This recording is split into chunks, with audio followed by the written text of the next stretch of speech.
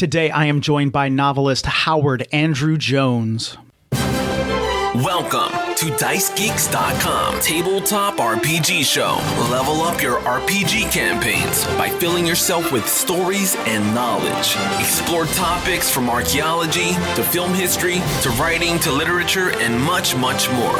This is DiceGeeks.com Tabletop RPG Show. Hey guys, welcome to the show. My name is Matt and I am your host. I am the author of the Book of Random Tables, as well as Dungeons for the Master and other tabletop RPG resources like The King's Road, which you can find for free on DriveThruRPG. That's right, I said free. The PDF is free on DriveThruRPG. If you just go to DriveThruRPG.com, type in The King's Road, and you will get an entire campaign for free. Now, this is the show where we learn how to become better game masters and better role players by filling ourselves with stories and knowledge. So I interview incredible guests who tell us about game design, storytelling, history, archaeology, movies, mythology, and much, much more. Today's episode is no different. I get to interview an incredible novelist who has written 4 Pathfinder novels as well as other fantasy books. So let's go ahead and jump right in. My guest today is novelist Howard Andrew Jones. Howard, welcome to the show. Thanks for having me. Now, I've been interviewing a few novelists, and I just wanted to start off by asking you, when did you know you wanted to be a writer?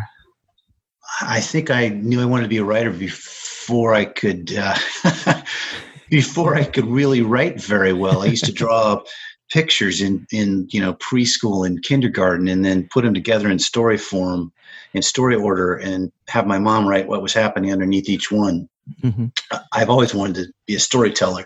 As far as how long I've wanted to be a professional writer, gosh, as far back as I can remember, 5, 6. As soon as I knew it was a thing, I wanted to be one of those things. Of course, I also wanted to be a double knot spy and a starship captain. So, well, who doesn't want to be a starship captain? Yes. No, that's fantastic. What would you say some of your greatest influences have been as you've started writing? Oh my goodness. Well, the earliest influence had to have been the original Star Trek, which I caught in reruns when I was 4 or 5. Mm-hmm. Although you probably don't see too much of that leaking into my fantasy fiction, it certainly is there in the way the characters might banter with each other, or the sort of the shared humanity of it all. Mm-hmm. Even amongst the strangeness, right? That's what Hordas and Vulcans always showed us, is that we're all human underneath, even if we're all worthy of being part of the big family, even if we don't look like it. So that's my earliest influence. But then the stuff that blew the doors off my imagination had to have been the discovery of the Chronicles of Amber and by Roger Zelazny, and Swords Against Death, which was the first of the Lankhmar books by Fritz Leiber I ever read. And from there on, I discovered all kinds of wonderful things, like the amazing Lee Brackett, who was writing space opera and Sword and Planet, and Harold Lamb, the historical fiction swashbuckler, and of course Robert E. Howard, and many, many others. Mm-hmm. Okay. Do you think that great writers should be great readers? Oh, yes. Oh, my goodness, yes. Mm-hmm. For years, I was only reading fantasy and historical fiction and a little bit of science fiction, although that even dropped by the wayside. And then only in the last 10 years did I branch out more and more frequently into other genres. And I discovered that by reading some of the great mystery writers and some of the great Western writers, my plotting began to be better, and my depictions of the outdoors began to be better. My pacing began to be better. And it's because I wandered off the reservation. Yeah. Now, of course, my audience is concerned with tabletop role-playing games mainly, but of course they're interested in writing and storytelling. You role-play as well. Oh, I've been doing that since junior high when we were playing the original Advanced D&D. Uh-huh. Okay.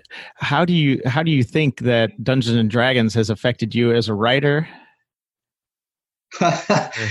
Well, when I went to the used bookstore in the library and discovered Librans of Last, it's because I had the famed appendix along with me, and I'd written down all those authors, right? Yeah.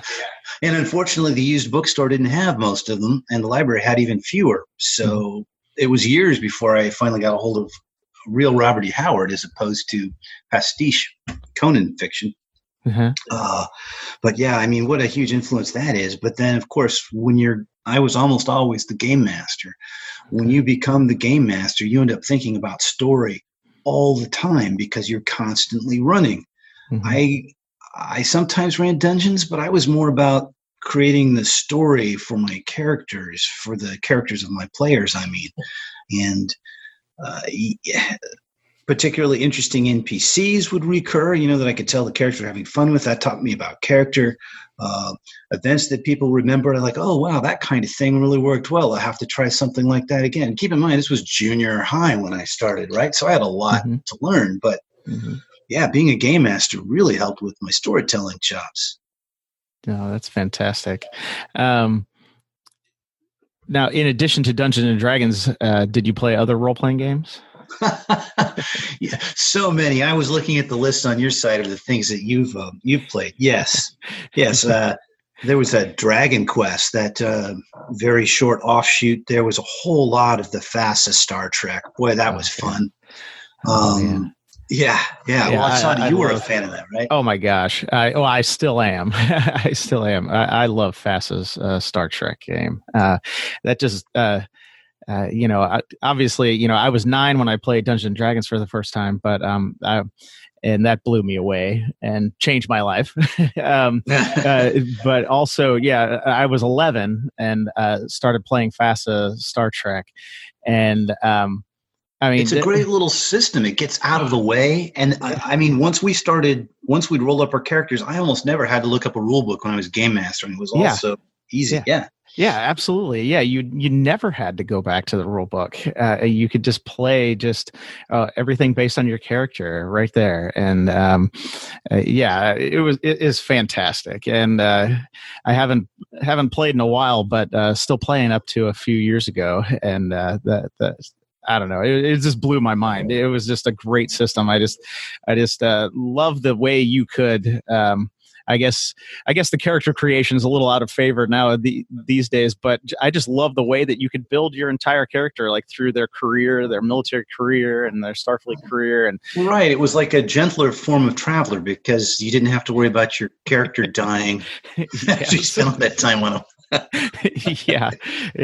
it was just fantastic, and you knew your character really well, and you could just play in the system. I just loved it. Of course, Star Trek was a huge influence on me as well. Just it was just on TV so much when I was a kid, and that was just amazing to be able to command a starship every now and then.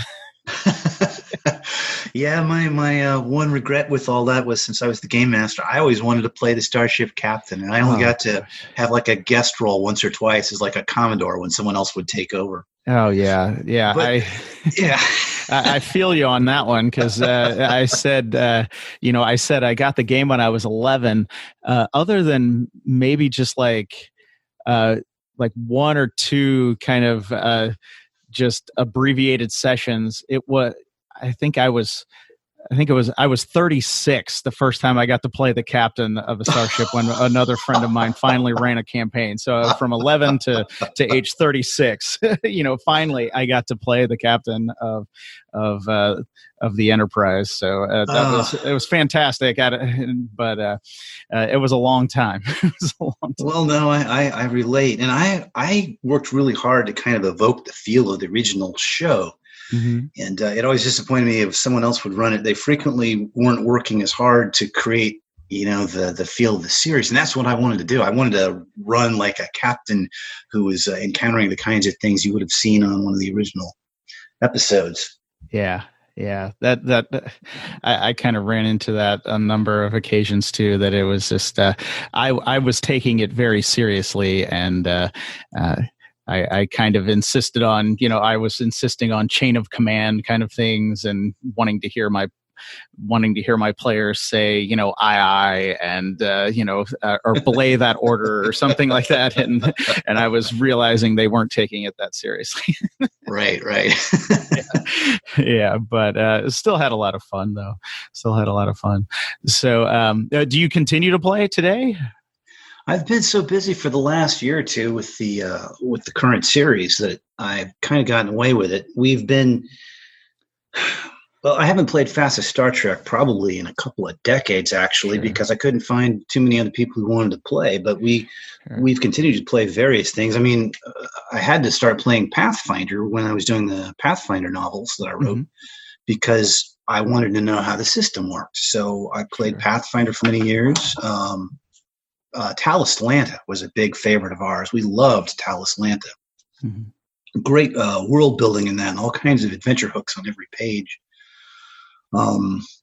But lately we've been using Castles and Crusades, or we've been dabbling a little bit with the Sherlock Holmes detective board game, except that instead of running it as a board game, I take the mysteries apart, put them back together, and run them as a game master, and run my players through it. Oh wow, that sounds fantastic. Well, they have a lot of fun. My wife is a huge Sherlock Holmes fan, so she has a blast with that. It's just hard to take those scenarios apart and put them back together, because you have to read everything multiple times. It's not really designed to be game mastered that way. Yeah. Well, I know you mentioned you are the author of 4 Pathfinder novels, and we'll get into that in a second. But just before we move on, since you're usually the game master, what is your prep like? Everybody always asks, like, how do you prep for a session? Well, it's changed a lot over the years. Back when I was running Star Trek, I would write detailed notes. I'd have 10 or 12 pages of notes with speeches written out and all kinds of things. Gosh. Yeah, I know. No, I can't do that anymore. Yeah. So I wish I could have played in some of your games. I'm getting some Star Trek envy, I think. Well, you know what? It sounds like maybe we ought to try to get together and do that sometimes. It sounds like you would approach it the same way I always dreamed of. Yeah. These days, I do a whole lot of background prep, probably more than I should, about the campaign before it starts. And then before I run an adventure, it's much simpler. I have maybe a page of notes. I have a couple of key things that I know are going to happen, places they're going to go, a couple of short monster stats written out for things they may or may not encounter. And then I have a couple of spare names written down here and there in case I have to come up with an NPC on the spot. Sure. Yeah, you do it. I'm 51 now, and I've been game mastering for 40 years or more. So I wing a lot more than I used to, which is why I do like a whole lot of random plot generators, and I keep a few of those on hand. Not plot generators, random information generators, and I keep those on hand. But I try to generate a few things ahead of time, because I hate to have my players waiting while I'm flipping through anything. Sure. Yeah. Of course, I publish books of random tables, and I just released a book called The No Prep Game Master. So people kind of know on which side of the prepping that I fall, but mainly because with life and kids and things, it's just like, when do I have time to prepare? I mean, it would be amazing sometimes to sit down and prepare, but when do if I get 3 hours to play a game, that's all the time that I've been able to carve out of my schedule. Well, exactly. It's hard to find the time, and then I'm doubly so if I create a campaign, I've begun to think, as the campaign rolls on, okay, why am I not expending all this creative energy on the novel that's due, right? Yeah, absolutely. It does generate ideas for other stories and things, but sometimes in the midst of a really intense deadline, I'm like, I cannot afford this time, which is one of the reasons it's fallen on the wayside, because what the campaign I was game mastering had nothing to do with the current novel series, and I didn't have time for both. Yeah. Yeah, I kind of asked myself that that question a number of times, some years back. Is just I was writing or creating so much material for a property that I couldn't do anything with, and I was like, what am I, I'm putting so much work into, say like a Star Trek role playing game or a Star Wars role playing game or something, and it's just like. It seems like if I was writing this much, I should at least own the property or be able to publish it or something like that. Well, that can infect you, and there's certainly some validity to that. On the other hand, does it bring you joy? Yeah. Does everything need to be forward momentum, or can joy be part of our forward momentum as well? Sure. And I think that's important too. I do talk a lot about no prep GMing and kind of just improvising sessions. But if that's somebody's enjoyment, if that's part of their hobby, then that's completely fine. And they should they should be able to do that. My only thing is when you're not having joy, when it's creating bitterness, when you're sitting there, developing all this material for a campaign, and then your players come over and go the exact opposite direction, and you start when game masters sometimes start getting bitter about some things. I think that's when you realize it's just like, if you're bitter about it, then something needs to change. Absolutely. Are you still enjoying it, or has it begun to feel like work? Yeah. When it begins to feel like work, maybe you need some different role players, or maybe you need a different campaign. Yeah. Yeah, or a different system, or something. Yeah, something to change up. And then I do also tell people now, and nowadays, it's if you're spending, a couple hours preparing for a campaign and you're actually writing down material, publish it. Just, write it up, put it on Drive-Thru-RPG, publish the thing. There's nothing stopping us nowadays from doing that. Absolutely. Yeah. Absolutely. Yeah. Okay. So you mentioned it a little bit, and I know a lot of my listeners will be interested. You have written 4 Pathfinder novels. How does something like that come about? How do you get involved in writing official Pathfinder novels? Okay. Well, it's sort of circuitous path. I used to edit for Blackgate magazine, and Blackgate magazine was a big sword and sorcery fantasy magazine about, probably 10 years ago at this point. Well, but I had gotten to be friendly with the Paizo guys who would send me reviews, and I loved their products. And so at first it was just business related, but then I discovered, oh, hey, they like old pulps and adventures, and they're really cool. Mm-hmm. And I'd been friendly with Eric Mona and James Sutter. And James Sutter, of course, is the guy who they tapped to run the novel line. Brilliant dude. Anyway, he saw that I'd gotten a contract from St. Martin's for my first book series. And he said, Howard, we're getting ready to launch a Pathfinder book series. Would you be interested? Mm-hmm. Well, I'd always thought that Galarian was pretty cool. And I knew that those guys were really nice. I said, sure, I'd love to give it a shot. Mm-hmm. And there it was. I had to make a bunch of pitches. And then James and I agreed on the ones that we liked the best, and then I had to put outlines together and chose the outline that he liked best, and then we moved forward, and it got easier from there. That's interesting. Now, you mentioned Blackgate. I think it's just, I guess, a coincidence. I think around 2002 or 2003, I submitted several short stories to Blackgate, and they were all rejected because I don't even really remember what it was so long ago. I don't even really remember what I sent in, but I'm sure they were terrible because I was just starting out, but I was just try my hand at short stories and stuff. Well, that probably predated my slush reading there. I don't think I began slush reading until 2007, 2008. Okay. Well, that's good. You can't blame me for that one. Yeah. At least you didn't reject me.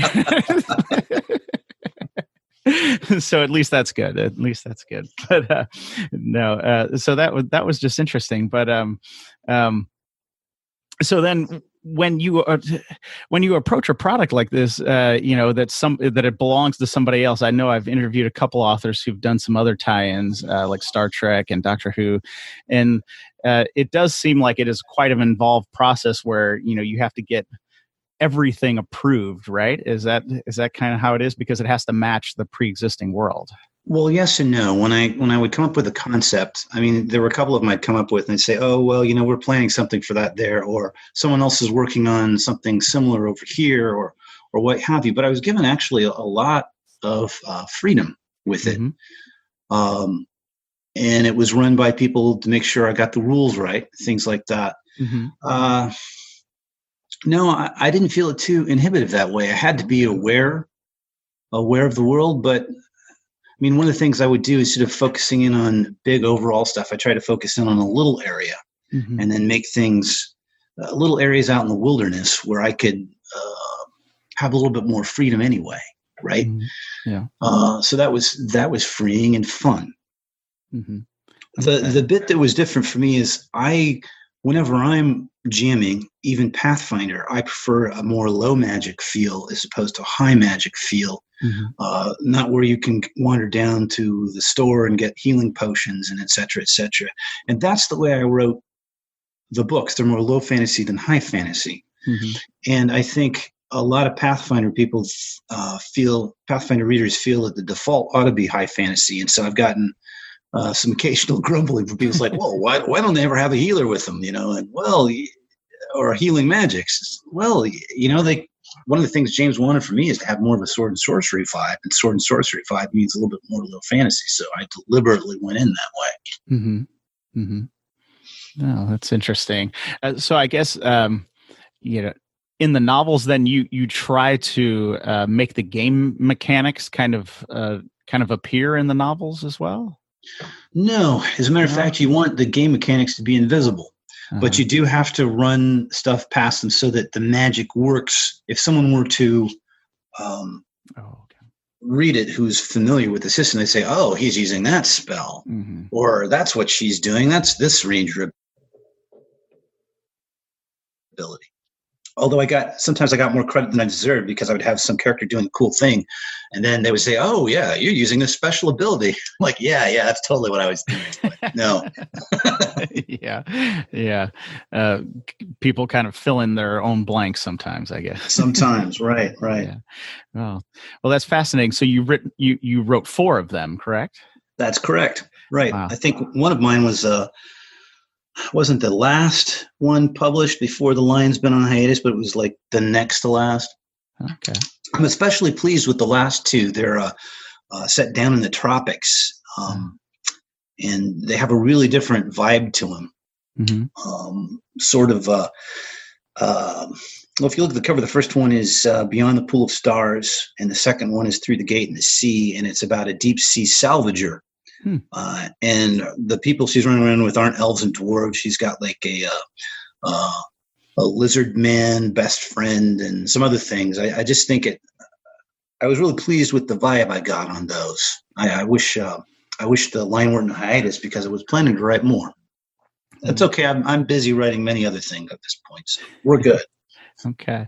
Well, I'll make sure to link your Pathfinder novels up in the show notes for this episode at dicegeeks.com, so everybody can kind of check those out. Now, I guess, let's just move on then to you are releasing a new fantasy trilogy. Is that correct? That's right, from St. Martin's. The first book dropped in March of this year, and the second one's going to be out on November 17th. So you don't have to wait long for my books. Okay. And the first one is For the Killing of Kings. That is correct. Okay. Can you just tell us about that book? Tell you about that book? Yeah. Well, the problem is it's so full of secrets. It starts... Okay. Yeah. Maybe just give us the promo then. The promo then.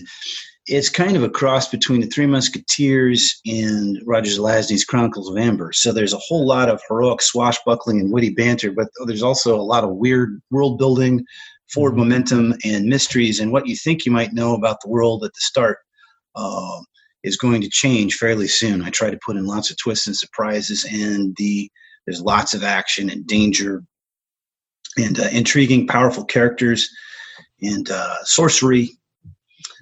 I try to keep people on their edge of the seats. Okay. There's not a lot of padding. There's a whole lot of forward momentum.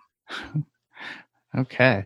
I guess a question I hear a lot that people ask novelists, they'll say, where do you get your ideas? So when you sit down, we talked about your influences and stuff a little bit, but when you sit down and you were creating this new trilogy, kind of what was the genesis of some of that?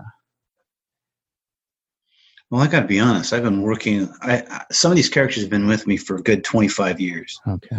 The Mad Archer Kirkconnell started out as a character in an Amber campaign years ago. Now he's changed since then. Okay. So I have to be fascinated with the characters. The first thing I come up with are the characters usually.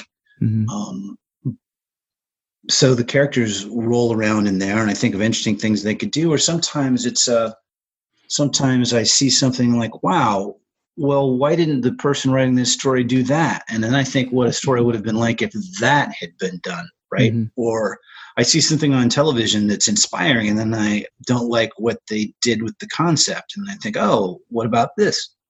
And then I go off and play with it and tweak it around and change it. But then, of course, sometimes you just get an idea that isn't related to anything you've seen.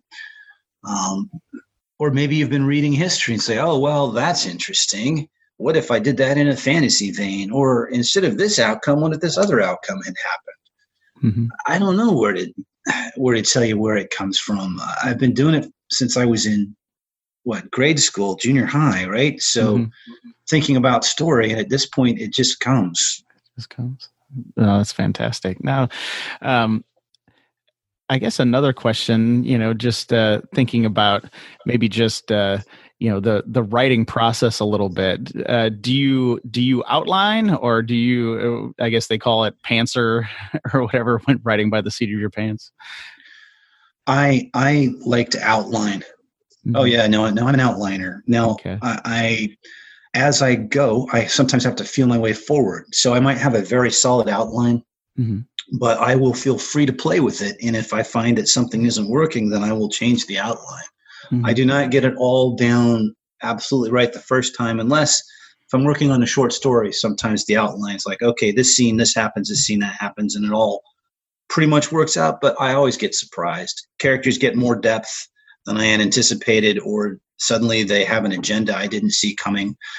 The trick is, if you're outlining, you can kind of get that stuff controlled. And if you're pantsing, then you might end up writing the same thing over and over 5 times before you.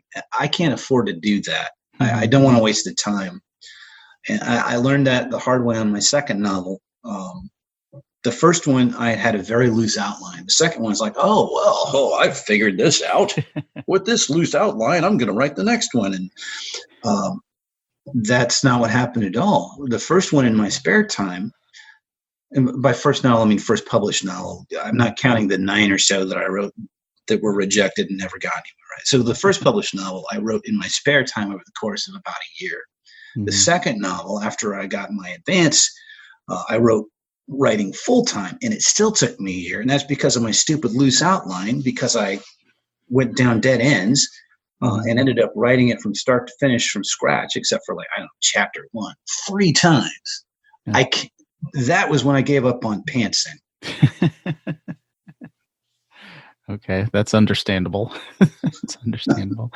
Now, I guess another thing too, people always ask about the editing process. So for the Killing of Kings, after you get kind of your draft and that down, what does the editing process look like for you? Well, I'm constantly revising it as I go. That's something I've gotten more and more free with. I was talking with Scott Lynch at a convention one time. And he was telling me, yeah, that's how he does it. He just kind of jumps around. I'm like, I don't see any reason why I need to be constrained. And so ever since then, I jump around. So I'm sort of always editing and revising as I go, but I'm really lucky. My wife is a brilliant editor. That's not her job at all. She's a physician, but she's a brilliant lady. And so I show everything to her. My agent used to be an editor. I show everything to him. And then I show it to my editor, who's also really good. Of course, I mean, that's his job, right? So I have a team of 3. Wow. And I think most writers, I don't know about most writers, but a lot of writers only have a team of 1. They've got the editor at the end. Yeah. And I'm very fortunate. I've got 3 people with really good feedback. And my son now is in his early 20s, and he's gotten to be really good too. I'm starting to run things past him. Now, we all need a circle of readers to run stuff past. And I'm fortunate to have those as well. Those aren't really editors as much as your beta readers tell you if things are working or not. But some of them are brilliant too. I've been fortunate enough to have Chris Hawking on my side, and Ian Tregellis and Kelly McCullough, all who are very talented writers in their own right. And they give wonderful feedback. And then, of course, there's Todd McCulty, a.k.a. John O'Neill, the guy who ran Blackgate for years and just came out with Robots of Gotham recently. And he's really good as well. And all of those people I send manuscript to and get feedback from. And I couldn't be half as good without them. No, that's interesting to hear, because I think sometimes people who say they want to be writers or are trying to be writers tend to kind of become solitary and just kind of spend a lot of time trying to work over some of their work, but then they get to a point to maybe where they're going to show it to somebody and they don't have anybody to show it to. Oh my. Yeah. You have to find people to share it with to get honest feedback from, not pats on the back. Pats on the back are nice and it's good. But if you're going to get better, you need to hear the hard news as well. This scene doesn't work. This character bores me. I don't even understand what these characters are talking about. Wow, this part's really boring. You need to trim that entire section, Yeah. Right? Yeah. How then do you take that feedback? I know some people get quite enamored with their own writing in the first draft. Oh no. No, it's a job, right? It's a process, and it can't be about, I'm so brilliant, you can't. you cannot question my vision. It's so elevated. No, you're trying to create the product that is, you want these characters in the story to shine to their best ability. And if that's your goal, then you're open to all kinds of feedback. Now you have to be able to evaluate the feedback. If I were to give it to someone who doesn't like action scenes in combat, and sometimes I can see that in reviews. Someone says, well, I didn't really understand it, except there's a whole bunch of sword fighting. I didn't care for that. Well, clearly that person wasn't really interested in the sword fighting, but they also weren't interested in the intrigue and the subtlety, right? I don't know what they read. Maybe they read romance novels. Nothing against romance novels, but that's not what I'm doing. So I don't need to turn to them for feedback. So you got to find someone who's familiar with the genre, who's familiar with the tropes, who can actually think about the reading and give you informed information. So choose your readers carefully, but you got to be open. You have to be open. That's the only way you can achieve your best work. Yeah. No, I think that's great advice. I guess too, a number of people who listen to the podcast are, interested in working in creative fields, either through writing novels or through creating role-playing games and that. What would you say, if somebody wants to be a full-time writer? Do you have any advice for a person? The famous advice is don't quit your day job, right? Yeah. Well, I tell you what, the fiction industry it's really hard to succeed in full time anymore. It's so splintered. Think about the way the music industry is today, where there's so many different subgenres, and it's hard for anyone to stand out. There's probably never going to be another Beatles that just totally dominates the charts and all the attention, because attention is fragmented. That's kind of the way it feels like speculative fiction is today. Unless you're in the very top shelf, it can be really hard to make a living doing it. My advice, first, if you love writing, only if you really love the writing, then stick with it and find a way to make it happen. Make sure that you're in love with the writing process and not just the idea of being a writer. Because being a writer, it turns out, isn't that romantic thing that you might have thought it was. There's a whole lot of hard work. There's a whole lot of disappointments. There's a whole lot of years spent in effort before anything begins to pay off. And I've got very talented friends for whom nothing has yet paid off. Even though they're very gifted, they still don't have a book deal, or maybe their book deal didn't go anywhere, and now they're floundering. It can be truly disheartening. So make sure you know why you want to do it. If it's because you love writing and you love the creation of the stories, then stick with it. But if that's not it, then you might want to be a little more careful, because it can be a really hard road. I think that's great advice. If you don't know, if you don't know why you're doing this, then you should do something else. Or if you think a writer sits by the pool all day or something like that, I think that's another. No, that's not how it works at all. I mean, look at me. I love role playing. It's one of my favorite hobbies, and I've been so busy with the writing and the promoting that I don't have time for it. Yeah. So, Now you're traditionally published. What do you think about self-publishing? What do I think about it? Well, I mean, I know a lot of success stories through self-publishing, although those are the exceptions, not the rule. As far as self-publishing, it can certainly help you get out and find an audience. On the other hand, it might not help anything at all. The vast number of people who are self-published aren't going to find an audience. So it's a really mixed bag. You got to be smart with it the way you are anything else. If you're going to invest your time and your energy, make sure that you create a great product and then find a way to get that product in front of other people's eyes. I am in no way against self-publishing, and I've got some products I'm working on that I will probably eventually publish on the side under my own little imprint or something. But so it's not like I'm against it. It's just, I think you have to be very wary, because I think it's even harder for lightning to strike in self-publishing than it is in traditional publishing. Now, I'm speaking more of self-publishing fiction, because I know a lot more success stories for people who create really cool gaming products and who are doing okay for themselves. Yeah. So, and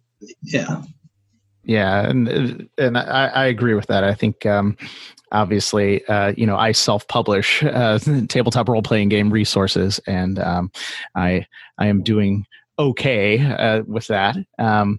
But I think usually when people think about self-publishing, they're thinking about fiction. They're thinking about the great American novel or something like that, and there is just so much competition on the novel side that it seems like it would be very difficult to kind of differentiate yourself and kind of get your novel in front of somebody. Absolutely. I guess where can people find out more about you? My website is super easy. It's howardandrewjones.com. Okay. And that has a huge repository there. I haven't been blogging as much over the last few months because I've been madly working on book 2 and now book 3. But up until that point, I think I was putting something up there at least a couple times a week. I talk about writing. I talk about gaming. I talk about genre fiction. I talk about stuff that's not genre fiction that I found really useful. If you're a writer, I think if you visit my site, not only will you find my books, which I hope that you will read, but you will also find all kinds of information about the writing process and more information on how I got my first book deal and how I learned the ropes and hard writing lessons. You know, I have a lot more than just learning not to write by the seat of my pants. Keeping in mind that some people do succeed writing at the seat of the pants, but it wasn't for me. Mm-hmm. Anyway, so howardandrewjones.com. I have a Twitter handle, but I got to confess, I've never really gotten that warm with Twitter. So I'm at Howard Andrew John, and I don't know. I usually only post there if I've got a new book coming out. Then I'm on Facebook, and God, I don't even remember what my stupid Facebook handle is. It's Howard Andrew Jones, but it's like. Well, I'll look up the link and I'll get that straight for the show notes. But no, that's great. And I have to say, I was checking out your blog, and you do have some excellent articles on there about writing and some great advice that I think some people who are wanting to be writers or who are considering being writers would get a lot of value out of. Well, thanks. Yeah, I figure I'd share the pain and see if some people could avoid some of the mistakes I made by learning from mine. My guest today has been Howard Andrew Jones. The book is For the Killing of Kings.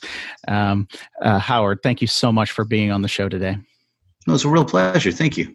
All right, there you have it, guys. I really hope you enjoyed this interview with Howard today. I hope you don't mind us geeking out about Fastest Star Trek. It's just so rare that I get to talk to somebody who has some similar likes like that. It was fantastic. I also want to remind you guys that Howard's new book, Upon the Flight of the Queen, has just been released. I have linked to that and to his other books in the show notes for this episode at dicegeeks.com. I provided a link to a new book trailer that he has available. It is a really cool little animation about his new book. You definitely want to check that out. Okay, if you want something for free, and I know you do, go to dicegeeks.com/free. You will get 10 free dungeon maps plus some other RPG resources you can use in your campaigns, and you will never miss an episode of this show. All right, guys, if you enjoy the dicegeeks.com tabletop RPG show, please let me know that by going to patreon.com/dicegeeks. Any support that I receive on Patreon just lets me know that I should keep making this show. So I thank you for listening, and until next time, keep gaming.